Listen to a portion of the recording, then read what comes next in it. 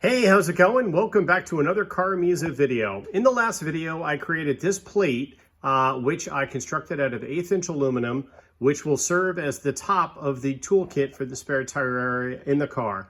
In this video, the hope is that I'm going to finish the entire toolkit, which is predominantly going to be made out of aluminum, the entire kit. So let's go ahead and get started. All right, so here is the backside of the plate. And as you can see, I've got everything mocked out in terms of the drawing for where all these parts are going to go to ultimately form the toolkit. The perimeter on things, the posts, the stilts that we made in the last video as well. Basically all of the pieces. I was going back and forth between having my son-in-law James, who is a master welder, basically weld everything, or I went back to the notion of building brackets, like little L brackets on all this stuff, and doing it with brackets. Based on the layout, where things are going to go, it would be really difficult to get like the posts in here, have brackets. So I'm going to stick with him welding it. I think it'll come out more solid. It's less serviceable should I ever want to change anything, but I can always modify it. So also, I think if I did use brackets and nuts and bolts and all that, it looks a bit like an erector set. If you've been following the series, you remember when I did those shock tower covers, and those I basically built as I went, and those were very much an erector set. So we'll stick with welding on this. One other quick thing I want to show you. As I do this build, the things that I show you guys, there's a lot of other things I'm doing behind the scenes. And one of the things is collecting materials that I need for the car. This is straight wire Maestro speaker cable, which as you can see is as big around as my finger, probably my thumb. It's a little bit more than a 1/2 inch diameter. It is back in the late 80s, early 90s. This was said to be the reference speaker cable back in the day. This is the same material that Earl had in the car.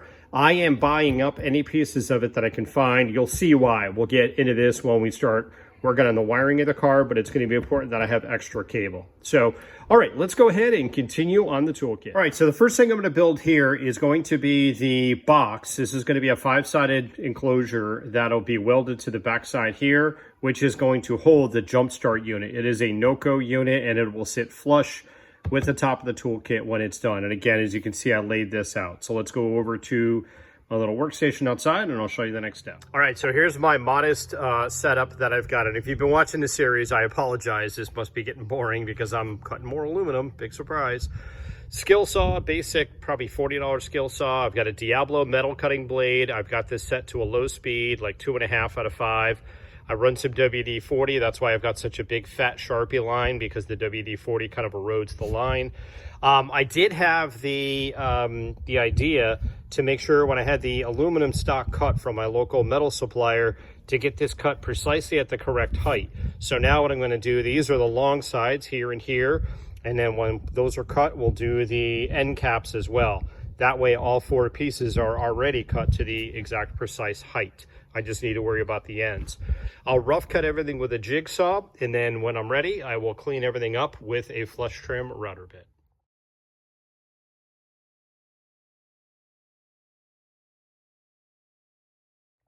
Okay, both of the sides are rough cut. I cleaned them up with some rubbing alcohol and then put a new line, which is finer and obviously represents square. You can see I just have maybe a little bit more than a 1/16 to remove with the router. In case you're wondering, I did check the factory edge and it is perfectly square.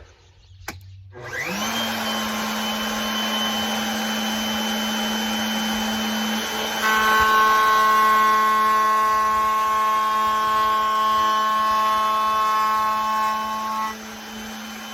might be thinking it's a bit overkill to router something that's only going to be welded, but that is the way I roll. Look at that nice edge.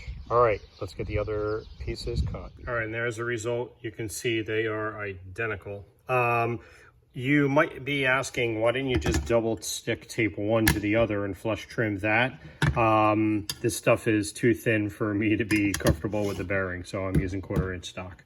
All right, those 2 long pieces are good. Now I'll go on to the sides, the end caps. What I'm gonna do here, again, and this is my jigsaw edge, I will do the same process, put the known clean edge here on both sides, hit it with the router, give myself a clean finished edge, and then repeat the same process to get the end caps. I'll do that off camera. Damn, starting to look like something. just taped together, not perfectly laid out, but the cuts came out phenomenal the way I did it. You can see I did round over the inside edges. That's going to be okay. The carpet's just going to roll into this box. And this is the device that's going to go in there. And these are the little jumper cables that come with it. My buddy Jason, who has been super supportive and very helpful and providing a lot of advice, pointed out that Noco, the manufacturer of this, does make a harness that you can plug in here, and there's leads coming off of it that I could just hardwire into the car. I will likely get that, but still leave these here, so if I need to jumpstart someone else, I can, but otherwise this will be already in the car, and I just come in here, turn this thing on, and be able to jumpstart my own car from here without even taking this out. There's also a charging port to trickle charge this piece itself, the battery in here, which I'll probably kind of reverse wire back into the car. So it's like a self-sustained kind of a charging system. All right, so with the 4 sides done, time to do the actual top plate. There we go. Came out awesome. It's tough to see, but this piece is not, it's like 1/16 of an inch narrower, excuse me, then this is tall, and it all came from the same piece. I knew that was going to be the case. I was okay with that. So it's off by like a 32nd. And again, that's going to actually give James just a little bit of an edge to bite into to weld. On the inside, he's going to be able to do with the inside seams as well. So looking good. It's, again, just tape there. It's obviously not perfectly aligned, but pretty cool what you can do in a, you know, basic garage shop with some basic hand tools. Nothing crazy, and when that's all welded up, it'll look awesome. All right, so that's one of 3 different little enclosures we need to build. This is the next one. This again is the hole for the actuator, and then this is the next one. This is obviously for a fire extinguisher, and this is for a pen light. Not quite sure which one I'm going to do next, but each of these is going to be different than this. So stick around, and we'll continue on. All right, I've decided the next thing I'm going to work on is the pen light box. This is the pen light, if you didn't see this in the last video. I'm a big fan of Legit Street Cars. If you haven't checked out that YouTube channel, it is really awesome. Alex Palmieri is a very inspirational man, and he really got me kickstarted on a lot of my AMG Mercedes stuff, especially the performance stuff, pulling superchargers and all that. So awesome channel, check it out, and I want to kind of pay it forward by representing and having his new pen light. This is his ultra pen light. It's amazing. It's super bright, and it's got magnetic mounts right here. So if you've got a piece of steel such as this, it can mount. So that's basically what we're going to do. So the first thing I need to do is we're going to make a box for this again, because all this is going to have carpet tucked in it. So to do that, I'm going to cut 2 pieces of this 3/4 inch angled aluminum to length. To do this, I'm just going to use a jigsaw, and then I'll use a hand file. I'm not comfortable running this through the router, and then we also have to trim a little bit, about a 1/16 on the inside, which I'll likely just file by hand very carefully. So let me go ahead and get started. Okay, so that last segment was Saturday. It is now Monday, and it is Labor Day. So happy Labor Day, and it's only about noon. I've been out here for an hour or so, and I've got pretty much the whole day to work on the car. So we did all the family stuff, barbecue, all that yesterday. Had some awesome steaks wife made. And now it is time to work on CarMiZa. So I talked about removing a 1/16 of an inch from this angled aluminum. So here's the way I'm going to do this. I've got this double side taped. I've got a piece of 1/2 inch and a piece of 1/16 of an inch flat bar, double side taped in there, which leaves me with a 1/16. So I will very carefully run this through the router to trim off that excess. All right, here we go.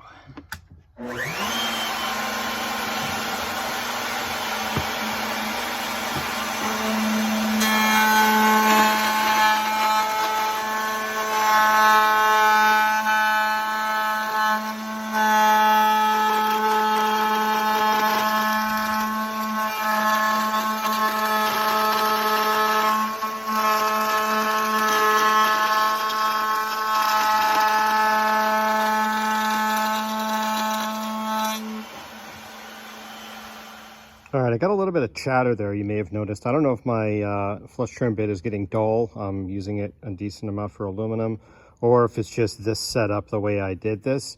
I'll take a hand file and clean this up, and it'll come out just fine. But it's straight, and I got my 1/16 removed. All right, that was a piece of cake to clean up with a hand file, and I left my wood in as a guide.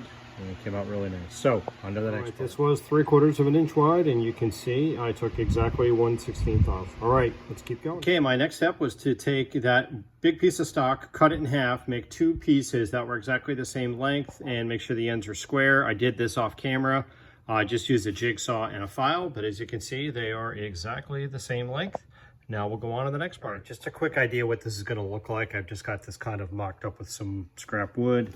But you can see, and I put also a piece of 3/4 inch. I've got to cut 2 little end caps. I'll do that off camera as well. Same process. I'll cut those with a jigsaw and then use a hand file. But you can see the edge I've got there. And that's why I needed to take a 1/16 off each side there. Everything looks good. So again, completely overkill because it's going to be carpet that is, you know, uncompressed 1/4 inch thick. So you're not going to see any of this, but again, this is the way I operate. So the next thing is going to be to take a piece of steel, and I'm going to lay it in the entire section here, and then we're going to drill and tap for it. And that's what the pen light will actually mount to. So I'll keep going with that.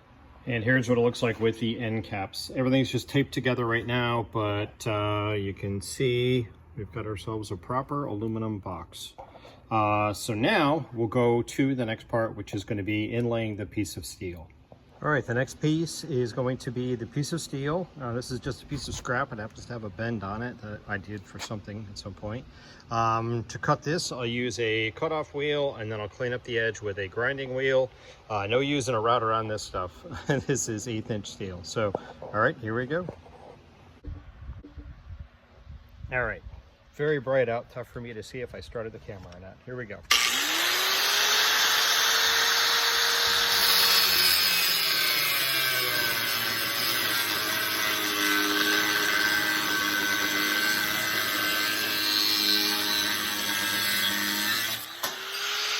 right, and then I'll clean that up in the grinder, put a square on it, make sure it's 100%. There is the steel piece laying inside the box. That's how the pen light will mount inside the box. And then this 1/8 inch represents the thickness of my plate. The 1/4 inch represents the thickness of the carpet. So again, this is all the design stuff that I do, you know, separate of this, but the carpet will end up being perfectly flush with the pen light. All right, so now the next thing, let's pull this out, is going to be to drill and tap the steel and basically bolt this whole thing together utilizing the steel bracket. All right, at this point, I've got the steel laid out. I've got 6 holes laid out. Again, totally overkill. I'm going to be using 6 machine screws. Okay, at this point, I've got the holes laid out that I'm going to be using to drill and tap into the steel. I'm using 6 number 8 screws, again, completely overkill. If you've been watching this series, normally when I'm drilling aluminum stock, I don't clamp it. That's because it's very, very soft, very easy to drill. For steel, I'll go ahead and clamp it. And I'm also using the drill bit that came with the tap just to ensure it's the exact correct size.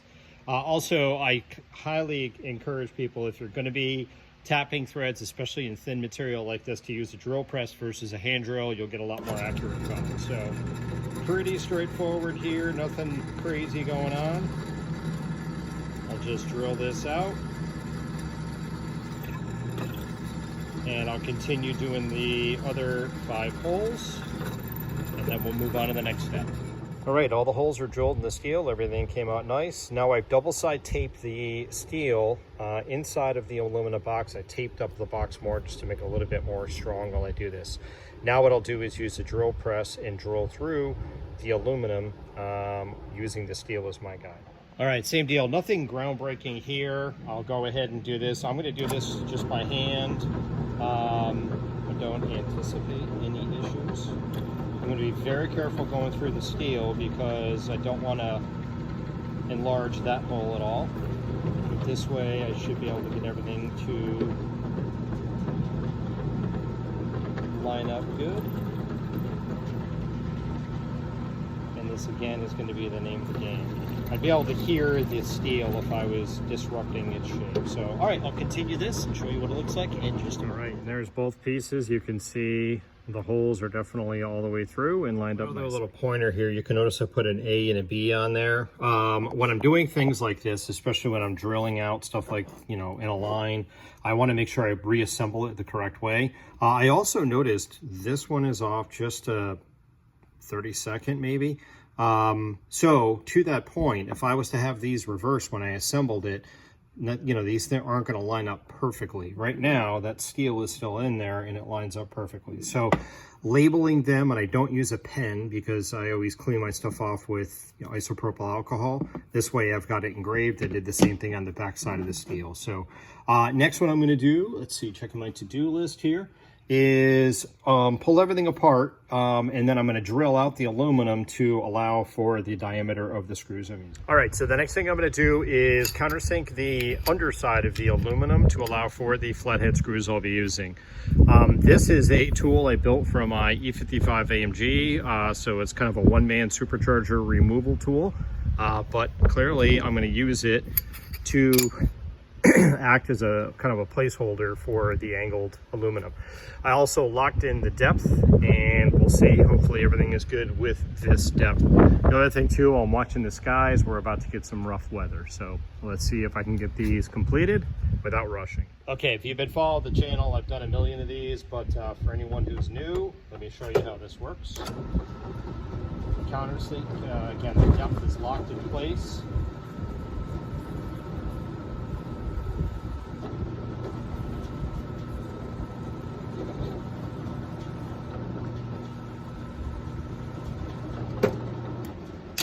And that's what it looks like. I'll also have, I'll drill these out slightly to a larger diameter to accept the screw. So let me go ahead and get the rest of the countersinks complete. Literally, this is just what's happening right now. So precision Mike 0, Mother Nature 1, and once again, yet another dust storm coming through. Doesn't look that big, shouldn't last very long, but I'll move everything into the garage and continue working. All right, that's where my work table normally is. So Mother Nature's moved the venue indoors. Kind of refreshing to have some rain. It's still about 100 degrees, 105, something like that today. So a little cooler, and that's fine. I'll work in the garage. Countersinks are complete on both. Everything came out great. Now it's time to tap the threads into the steel. So this is the part where I cut the threads with a tap into the steel. If you've been watching the series, you're probably totally sick of watching me do this. Done this a million times. I use a little CRC cutting oil as well. And while I'm doing this, I want to talk to you. I want to get your take on something. And when you do this, actually, I almost forgot my handy dandy jig to keep everything nice and straight. I watch a lot of YouTube videos of current builds in car audio, and I know like Resonix Nick does a lot of interviews. There's some modern day people that are out there doing that. One of the things that I found really interesting, especially when Nick does those interviews, is that many of those competitors rebuild their entire system every year. And one guy recently, I forget who it was, but said he was on his 6th build in his vehicle. And it was like a complete rebuild every time. I don't know why. Maybe they're just searching for something better or haven't found, you know, the ultimate setup. With this build, I am extremely confident that I will not be rebuilding it. There are some things that I'm going to be doing in terms of modifications, and I'll give you a sneak peek here as I slowly cut these threads into this steel. As many of you know, I am into the old school way of doing things. I despise the notion of 3D printing, CAD, all of that. I want to make this build old school and true to that kind of an era. That said, I will use ChatGPT for knowledge. So recently, I have fed ChatGPT all of the schematics for the Sony XES system.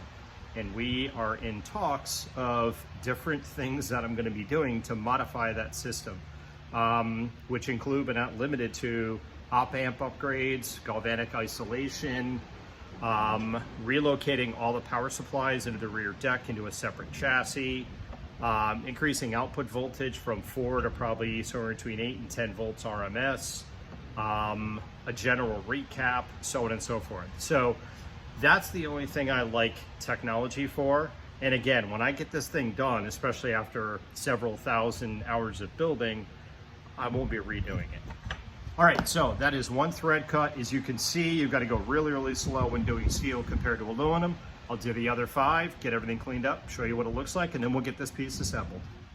Still cruising along. One other point here on that other competitors thing and all that. No disrespect to anyone. I totally get it. I'm not trying to spite anyone. I'm just looking at this build where I know what I'm going to do.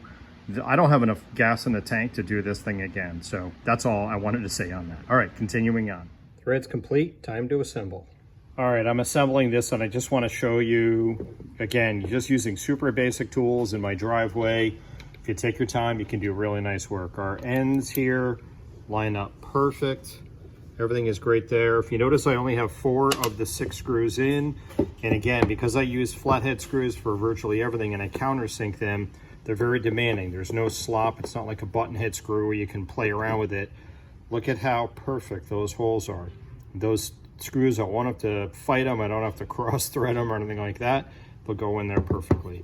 Again, I realize this is completely overkill, but this thing will be very precision. All right, I'll pop the other 2 screws in and we'll continue on. All right, that's the pen light location. A lot of work for that, but again, I am very, very particular. The magnet holds it in place. There'll be carpet underneath. What I'm gonna do is epoxy paint the whole thing, and then I'll do from here over, I'll do carpet, which is approximately the same height as this, so the whole thing will kind of, you know, be stable in there and won't move around.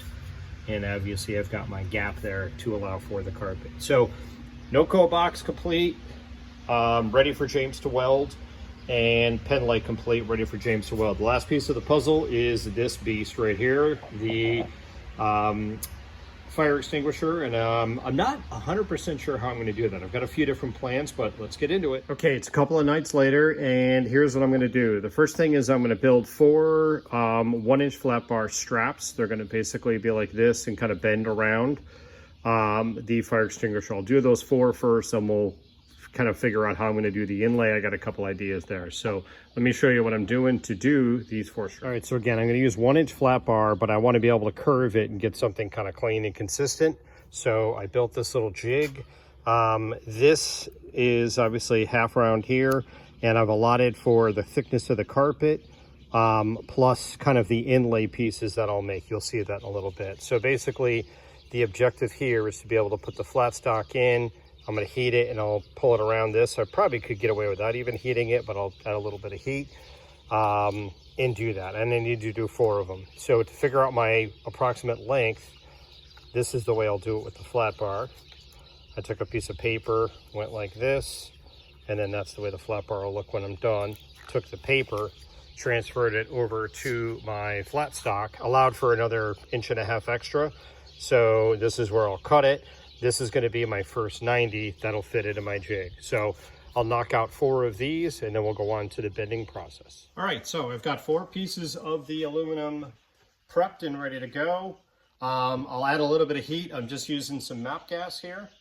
And I've got it clamped to be able to do the 90. I also put a level on it just to make sure it's straight. Otherwise my, my bend is not going to be correct.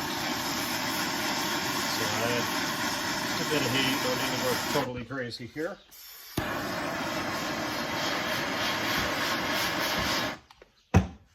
All right.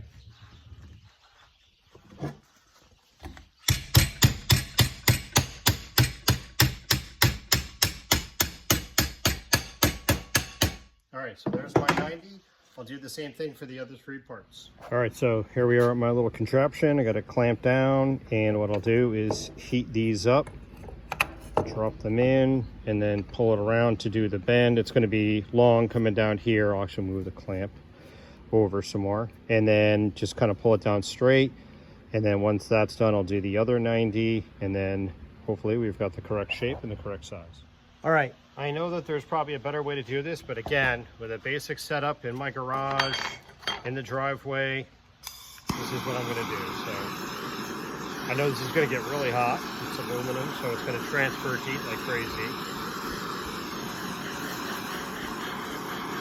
And again, I don't even know that I would need to heat it to get the bend, but I figure this will help. If you've been watching the series, I did something similar when I built the brackets for the capacitors. I did some cool curved brackets. Those will be gold plated, and those are done in the same way with the jig. So.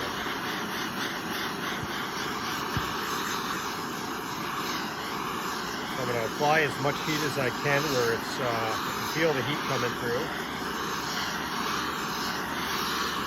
where it's uncomfortable. Okay. All right, so drop it in my jig, pull it around.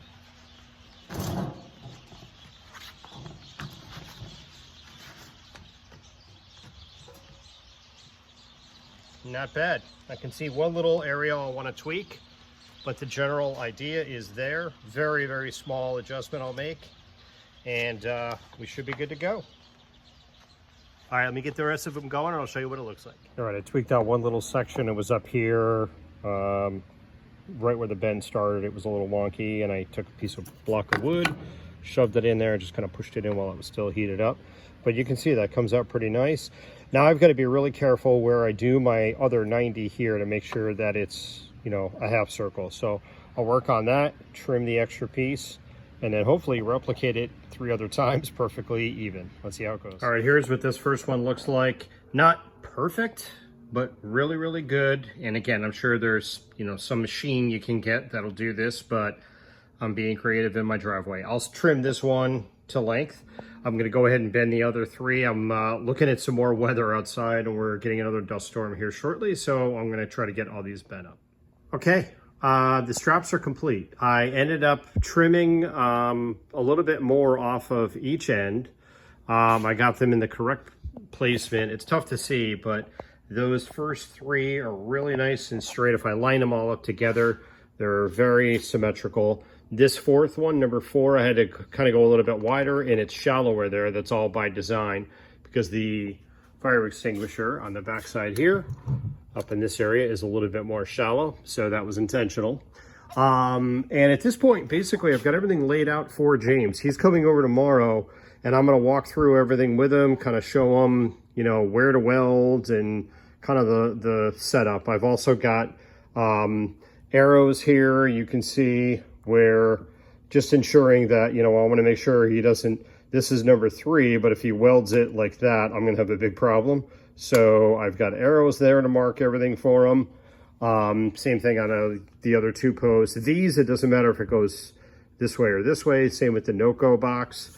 But I'll go over everything. I even have some scrap material. I've got an Allen wrench that fits these screws in case he does want to take these out and take the steel inlay out. But at this point, I am going to wrap up this video. I know this is kind of a short video, but I'm going to give this to James. Again, we're going into the weekend here. It's Friday night. He'll weld this at his shop next week. But in the meantime, I'm going to start the next video, which is basically going to cover some loose ends with the motorization in the trunk area. We're going to be doing some powder coating. I've never done that before. So I bought a powder coating kit. I'm going to powder coat the brackets, get everything finalized here, and finish off the toolkit. So we'll get that back from James from welding. I'll check everything, make sure everything's 100% here. I've decided I'm gonna just flat black paint the bottom of this. There's also quite a bit of work to do here on this inlay area for the fire extinguisher. More on that later. And then I will primer the top, you know, kind of the underside that you see here. Because a lot of this is going to be fiberglass and some other creative ideas. So that should be it for now. Thank you very much for watching. If you've got any questions, certainly let me know in the comments, and I appreciate the support. Talk to you soon. Take care.